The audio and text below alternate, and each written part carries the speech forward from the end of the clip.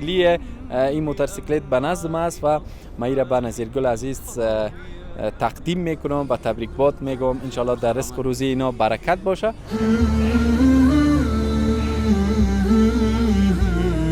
أتتنا المواسم مثمرة وفاضت بأطيابها الآنية وفينا الذي ما له موسم لأمعاء أطفاله الخاوية تطيب القناعة في يده. در برنامه آذر بنیاد قمر نظیرگل عزیز کمک و دستگیری و تعاون میکنه. البته این بنیاد از طرف شما عزیزان تمویل میشه و ما حاضر شدیم که نظیرگل عزیز در این برنامه دستگیری کنیم، کمک کنیم تا بتونه بالای پای خود استاد شود و دیگر محتاج کسی نباشه. چه مشکلات داره؟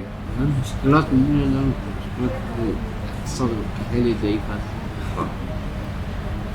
چون سامان کاری ندارم، پیسه ندارم، سامان کاری وقت بخرم که کارم پیش میبرم.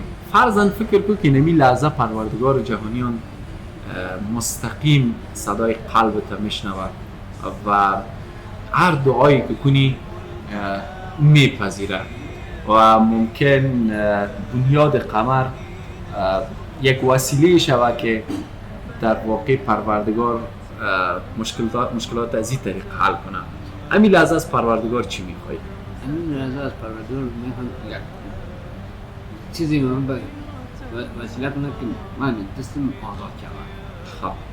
خیلی من با خودت 4 گزینه پیشنهاد میکنم. از این 4 گزینه یکیش انتخاب کن.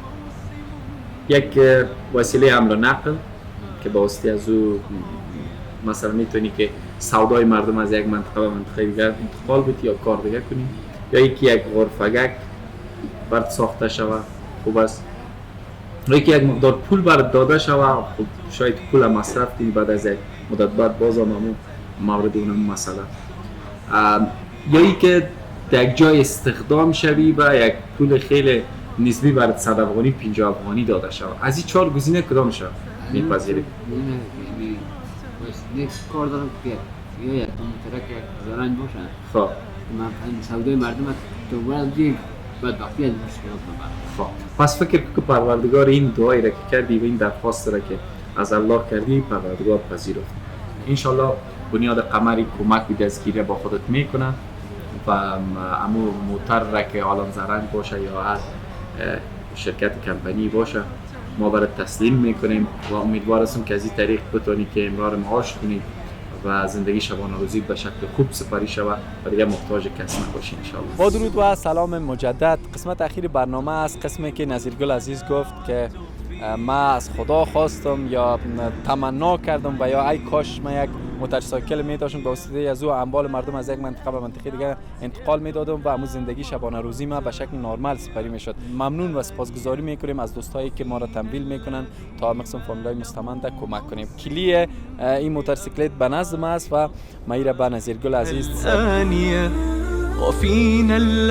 تقدیم میکنم و تبریکات میگم. انشالله در رزق و روزی اینا برکت باشه. نظیرگل عزیز اگه کدام گفتنی داری؟ تشکر از شما، تشکر از بنیاد خیریه که برای ما موتورسیکل چیکار، تشکر از مهربانی شما. حتما در حق کسایی که دیگه کمک کردن دعا میکنید تمویلتان. بله دعا میکنیم، همیشه دعا میکنیم تا دعای شما قبول شود. أتتنا المواسم مثمرة وفاضت بأطيابها الآنية وفينا الذي ما له موسم لأمعاء أطفاله الخاوية تطيب القناعة في يده ولا تنحني